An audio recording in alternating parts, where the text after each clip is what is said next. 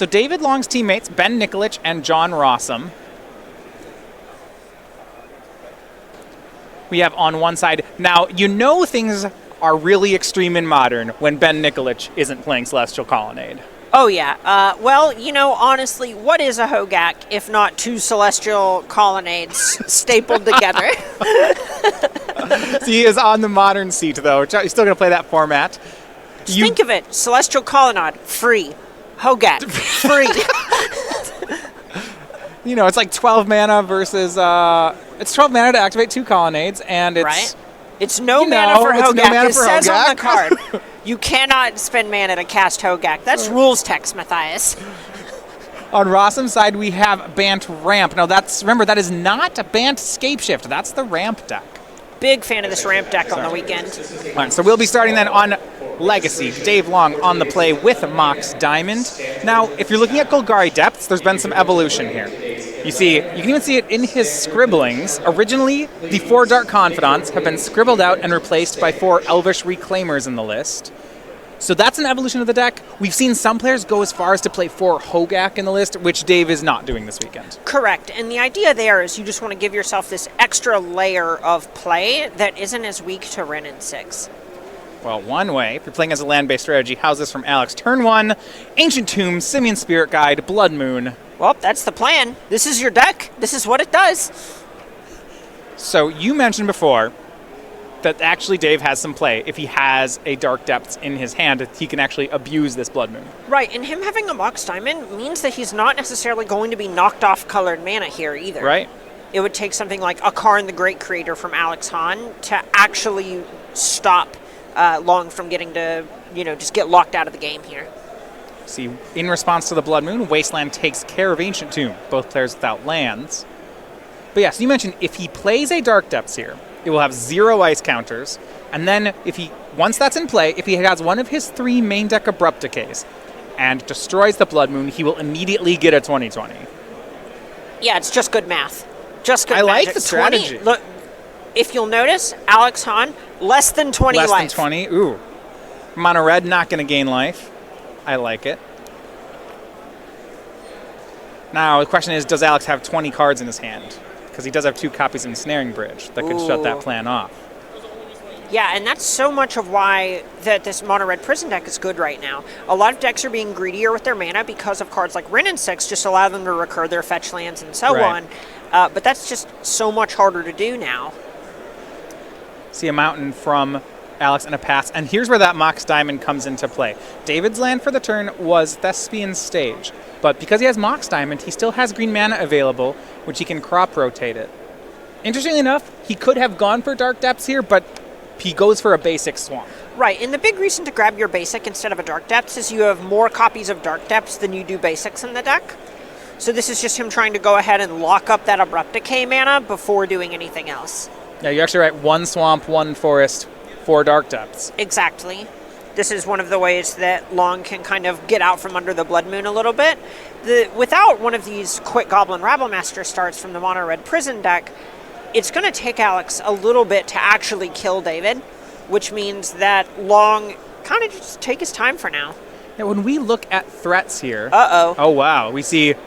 Okay, I was going to say, Dark Depths, no counters. I was wondering if that was going to be an Abrupt Decay. It's just Vampire Hexmage for now. Beat down. 2/1 first strike. You know what that does? Blocks Goblin tokens all day. It's not bad. The threats on Alex's side. So he has Blood Moon to slow down Long, but you mentioned on 3 mana, he has Goblin Rabble-Masters, 2 Ensnaring Bridge, 2 Trinisphere. When it comes to the threats, we're really looking at 4 Chandra Torch of Defiance, 4 Karn the Great Creator. Those are on 4 mana. And if you'll notice, so look at this dynamic in the matchup. You mentioned those 2 Planeswalkers. Vampire Hexmage can just check Planeswalkers.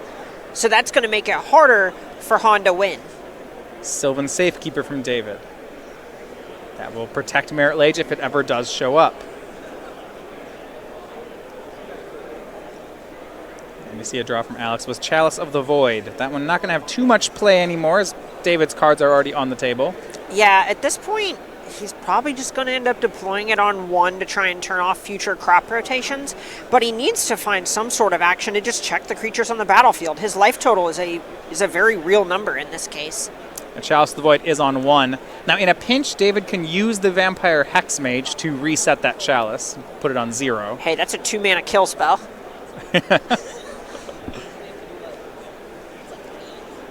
And if we see a second Hexmage, the beats continue. Alex is at 13. And you know what? What started out as a bit of a meme here is becoming very real. Mediocre beats get me going. I'm here for this plan. And Alex stuck on some lands here. It looks like he picked up Ancient Tomb this turn. That'll be land number 3. But 6 cards in hand. He's going to need to find a way to get them on the table. Yeah, this is kind of the problem and why it was so strong for Long to go ahead and fire off that Wasteland on that turn 1 Ancient Tomb, is he knew that, this mono red prison deck doesn't actually play very many lands. Right. So Han kind of stumbled a little bit and is just falling behind on the battlefield. Alex checking his sideboard in game 1. Now that, to me, seems like you would have Karn the Great Creator in his hand. Yeah, this is the situation where it's not exactly a secret that this deck is a Karn the Great Creator deck, so he's not really spewing too much information. Long knows that with the amount of cards that Han hasn't been able to play, there are probably some 3 and 4 mana spells that have been stranded in his hand. Actually hard. Looking at his sideboard, the artifacts for Karn, we have Tormod's Crypt, Mycosynth Lattice, Liquimetal Coating, Sorcerer's Spyglass, and Ensnaring Bridge. Now this looks like a board where you'd want to get Ensnaring Bridge, except Alex still has a lot of cards in hand. Yeah, in this type of situation, the thing that you might be looking to try and turn off is something like, you might just look at Sorcerer's Spyglass or something to that effect, just in order to turn off these Hex Mages. Goblin Rabble Master for Alex. You mentioned these Dark Vampire Hex Mages, great at blocking. They will block the Goblin token. Oh my god, was that a 3rd Vampire Hex Mage Too off many. the top? How do you deal with so much first strike? That's what Han gets for trying to bring hexes to a Hex Mage fight. Ooh.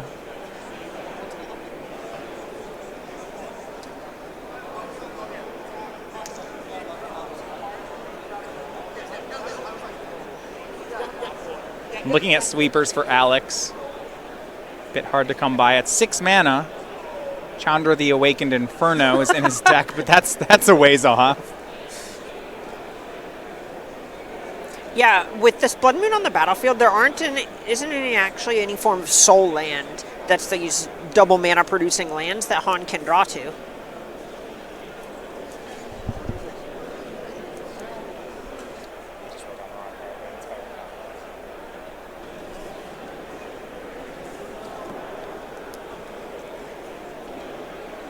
Alex to 11, 4 mana. There's the Karn. Between Chandra and Karn, you may just be priced into Chandraing to try and shoot down a Hex Mage here. Yeah. Chandra, Torch of Defiance. Yeah, you're right. I mean, all it can do is, I guess you can try to have it shoot the Safekeeper if you'd like, but shoots a Hex Mage. Now in response, David can just use this on the Chandra. Yeah, it feels pretty bad. You also could just sacrifice a land if David thinks that he's far enough ahead. You could sack a land to protect the Hex Mage here and just attack the Chandra next turn. I suppose, is Bayou doing much on the board for Dave? Yeah, it's probably going to protect a Vampire Hex Mage. Okay, this is what it's doing. I like it. Oh my gosh. So he sacrifices the Dark Depths actually to protect the Hex Mage. Probably just means the card in his hand is a Dark Depths. It's a legendary land, even if it loses its abilities. Right, it doesn't make Merit Lage, but it is still legendary. Right. It's still a legendary land legendary snowland mountain named Dark Depths. So now David has a decision. Where do the Hex Mages go? If he sends two at Chandra, he can get rid of the Planeswalker. He doesn't really want to send a third Hex Mage because then Goblin tokens start attacking. Right. Things will get out of control. That's the spot where Han might be able to find a window to actually apply some sort of pressure here. It looks like Long, we see he's at 20. Han hasn't actually been able to do anything. It feels like when you have a Blood Moon and a Chalice and all these cards, Long would struggle to play Magic, but it felt like Long was able to just get out ahead a little bit of what Han was doing.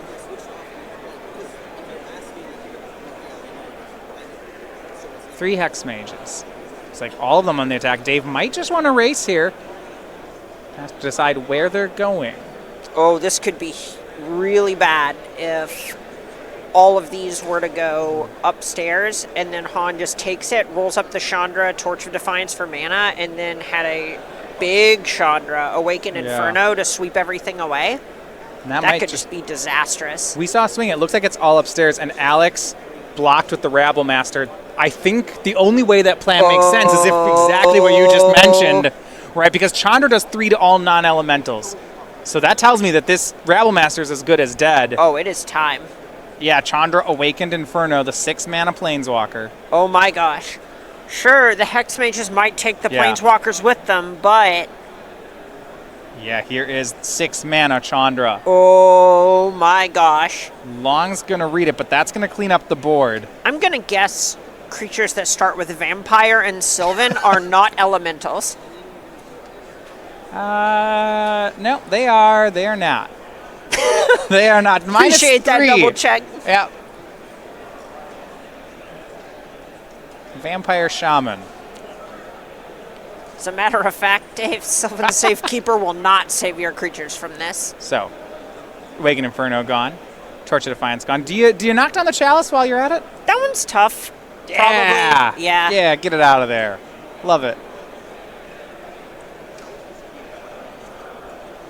Yeah, Chalice is still in play. Yeah, that's actually kind of the problem, because now the reason to do this is now Han doesn't have the ability to cast something like Chrome Mox. Fortunately, I think we still have another Hex Mage in the tank. 10 a.m. Mother Challenge players. There is the last Hex Mage. Alex is at 7. See if he has something left. It's a bridge! Yeah, Ensnaring Bridge is in his hand, but he still has 3 more cards, so 4 total right now, so he'd have to play another spell, I think. Hey, he also has 7 life. It's getting down there. So Karn the Great Creator is the play. Now, with that 4th Hex Mage. Ooh, what if he David rolls can up get Karn rid of it. on the Mox Diamond? I like plays like Just that. to blow make it it a up? 0/0. Yeah, yeah. Looks like he's going toward the Wish board. I mentioned before, Tormod's Crypt, Mycosynth Lattice, Liquid Metal Coating, Ensnaring Bridge, and Sorceress Spyglass. There's nothing in here that I like Walking out Ballista? of the... He does not. Yeah, oh, he has a bunch of dead gods. Okay, yeah, so it looks like he actually just has a much smaller wish board here. Alex looking to stabilize, and as he does, he receives some good news from his teammates. Julian John and Cortland Strodl, both of them pick up Game 1 wins in their matches. So an early lead for the team there. Yeah, this is a tough pick. I'm not really sure which of these cards are going to help Alex in this situation. Right. You know, I think Lattice is a little too aggressive to get here because the Karn is already off the board if Dave wants it. Yeah, the thought here may just be if Han has another copy of Karn, something like Liquid Metal Coating can force the hand of this Hex Mage. We see Duress. Well, that could certainly take the coating from David.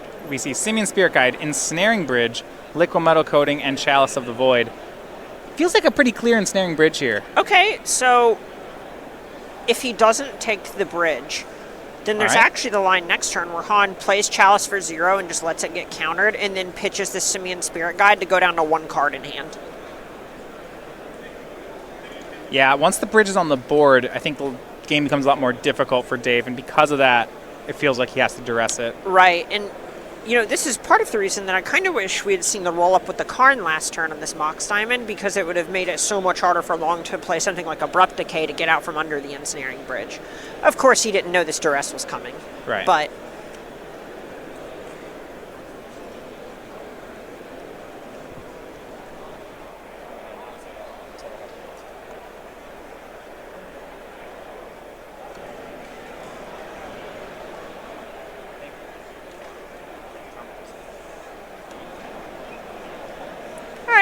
and you were right on your call there on taking the Ensnaring Bridge.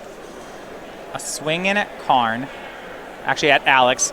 So because Karn's on the board and there's a liquid metal coating in Alex's hand, I was going to say Dave has to make this play, doesn't he? Right, he's basically just priced into going ahead and finishing off the Karn, but wants to get his 2 points in first.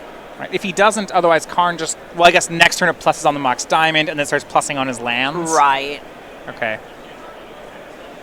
Yeah, there's a spot where it pluses on the Mox Diamond and then liquid metal coating turns Swamp into a land, which with a Karn in play means that Long just can't activate it.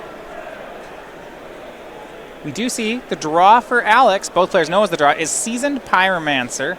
And that's actually an incredible draw here. That's a very good draw. So Seasoned Pyromancer, the 3-drop, you discard 2 and draw 2. And he's not discarding lands to it, so he's going to get some action. Each non-land card discarded, he gets a 1/1 elemental creature token. So 4 power on the board. Chalice of the Void on 1. Things are looking good at the moment. I suppose Dave could still just top deck into Abrupt Decay, and then the game is literally on over. its head, yeah. Yeah. Oh gosh, Thespian Stage Depths in play. It feels right? On one hand, the combo has been assembled. On the other hand, yeah, a swing for 4. Alex, Chandra, Torch of Defiance. Oh my gosh, Han's running away with this. Trinisphere. Ooh, okay. Well, it's still right. He's trying to cut off Abrupt Decay turns. Right. Urborg from David.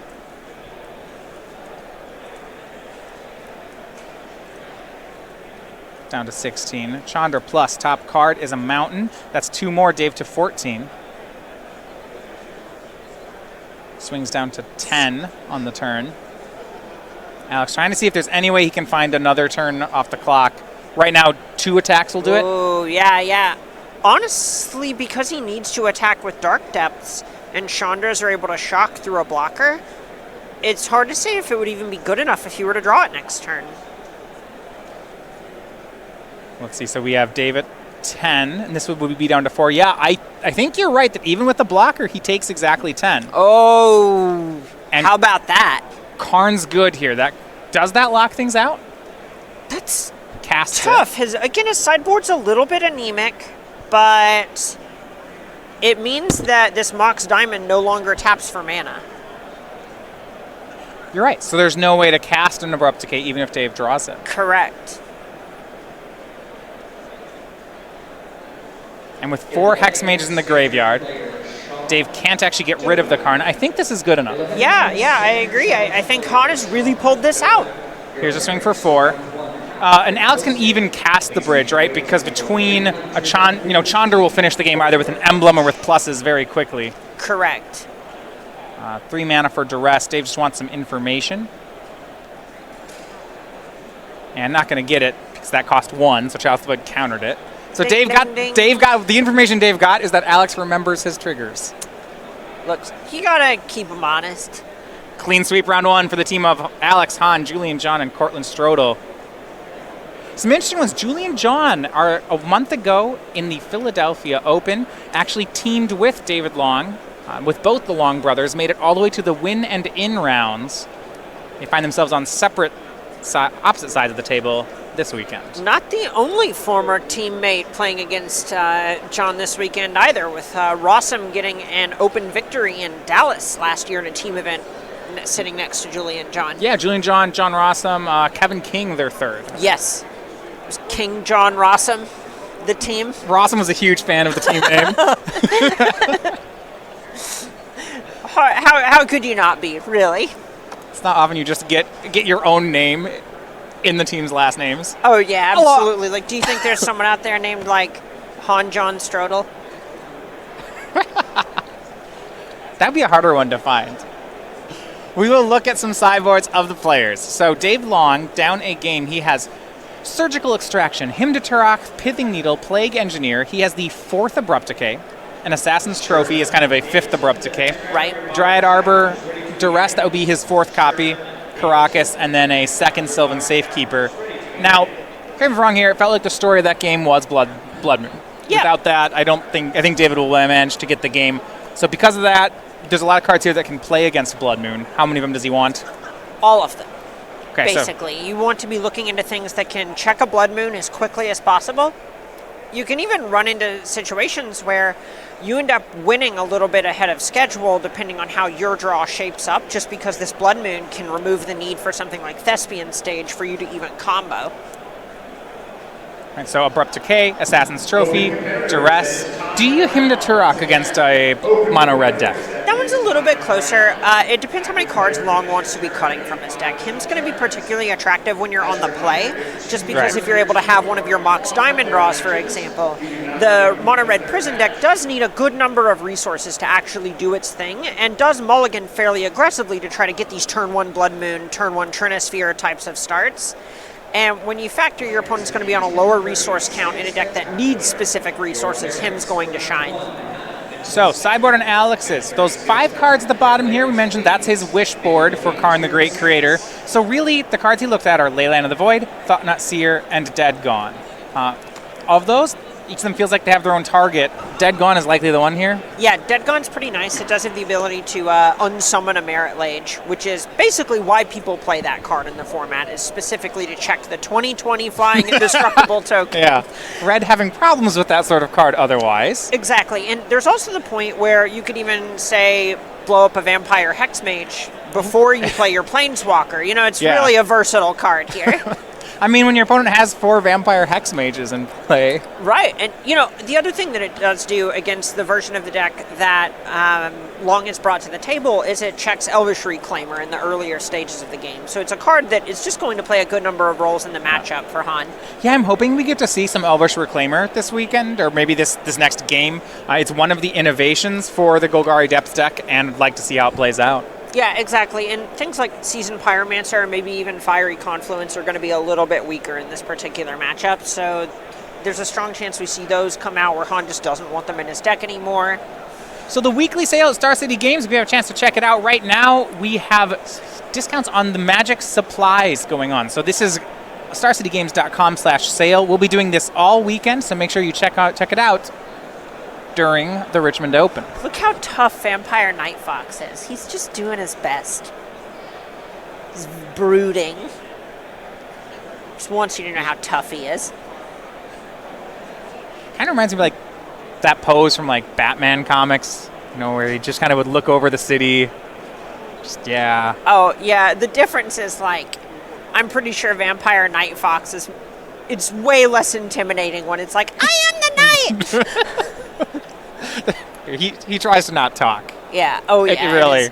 It's very much like Simba in the early parts of The Lion King, trying to roar. Yeah. Pretty sure whoever the big baddie in Vampire Night Fox's life was disappointed that their arch nemesis was Vampire Night Fox. They were just like, is this it? Really? Night Fox needs to work on its Batman voice. This is ankle level. It's just yipping at me. All right, well, I'm going to finish robbing this bank now. Have a good day and a pleasant tomorrow. I always think that's surprising. I was watching cat videos online the other day, because, you know. Oh, yeah, that's the good stuff. But it was, you know, I was watching one of a cheetah, which is supposed to be like a bigger creature, and then you hear it talk, and it sounds like a house cat.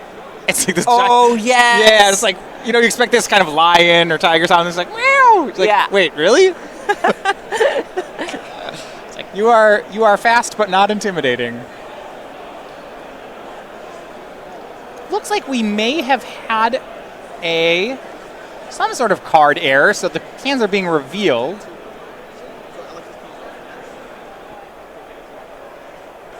Okay, so actually, I'll tell you what the update is that Julian John won Game 2, Cortland Strodl won Game 2.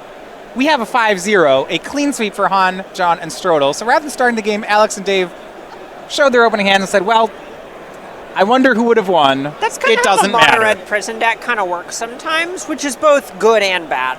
You'll run into situations where mono red goes, well, I had a turn 1 moon and a turn 2 Trinisphere. Was that good enough? So